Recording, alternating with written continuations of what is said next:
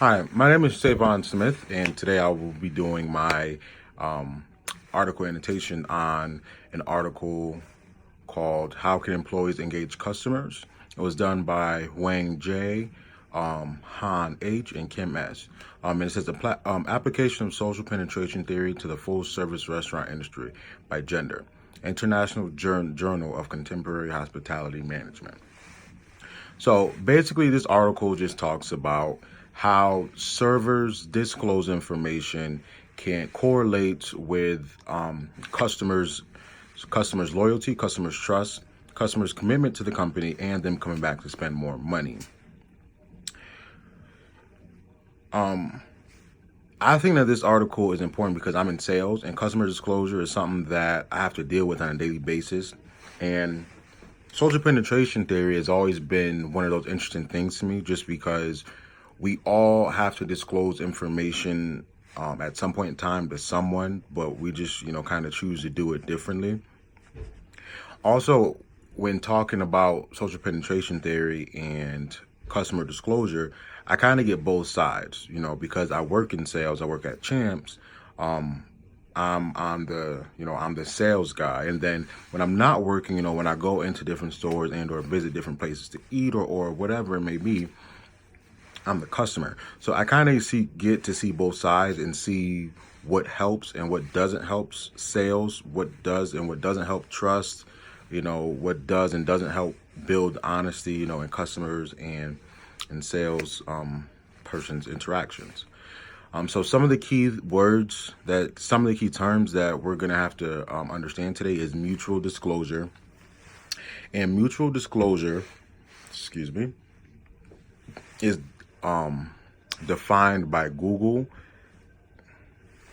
as a legal document and or contract that requires both parties that sign the agreement to not disclose any information protected by the agreement. My simple definition of mutual disclosure is a consumer and an attendant who both feels comfortable sharing private information with each other to become more informal. Basically saying two people who share information that they wouldn't share normally to make themselves feel comfortable with each other. Another word is trust, and Google describes that as firm belief in the reliability, truth, ability, or strength someone or something. And my definition of trust is belief in another person to carry out simple duties. Commitment, my definition is determination to continue a relationship that a pair of people value. Google describes it as the state of quality of being dedicated to a cause, activity, etc. Another word is loyalty. That's a strong feeling of support or allegiance. My definition was constant support of a business or organization. And some of the other terms that I thought that were really important were server disclosure. I said that was just someone who waits on others and informing their customers or of private matters or judgment. And then customer disclosure, which is a person who is waited on, informing the person who waits on them of things about themselves they feel comfortable talking to someone about. In my opinion, I thought the lip review was kind of long in this article, but it goes through and it explains each of the key terms. It also gives you kind of like a background of how each key term relates to the article, which is actually pretty good. It uses tons of scholarly sources all throughout the article from different guys who have done research that kind of went with this article.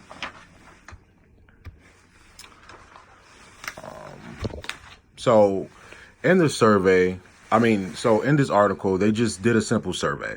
The problem with the survey was that it was done in Korea, so it kind of doesn't give us the broadest spectrum, and then Korean and people in Korea, their culture of self-disclosure is totally different and completely different from ours in the United States.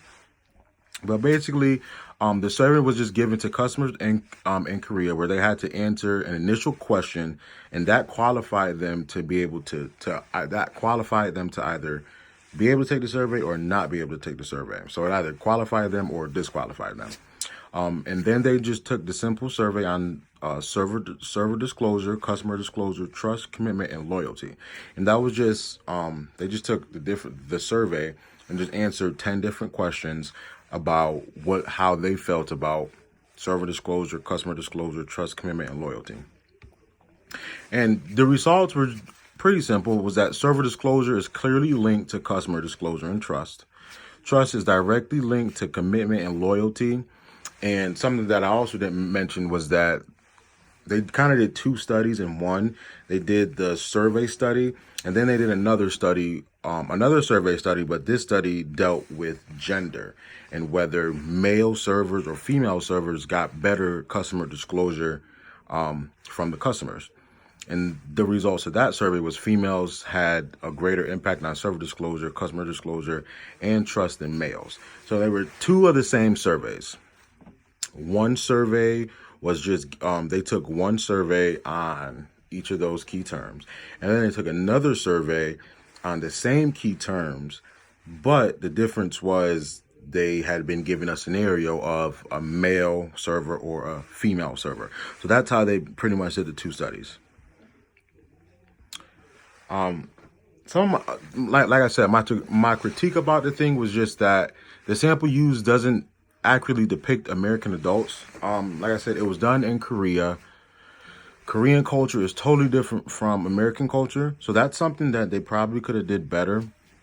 But considering the fact that the creators of the article are Asian descent, it kind of makes sense. Also, they didn't really have huge sample sizes.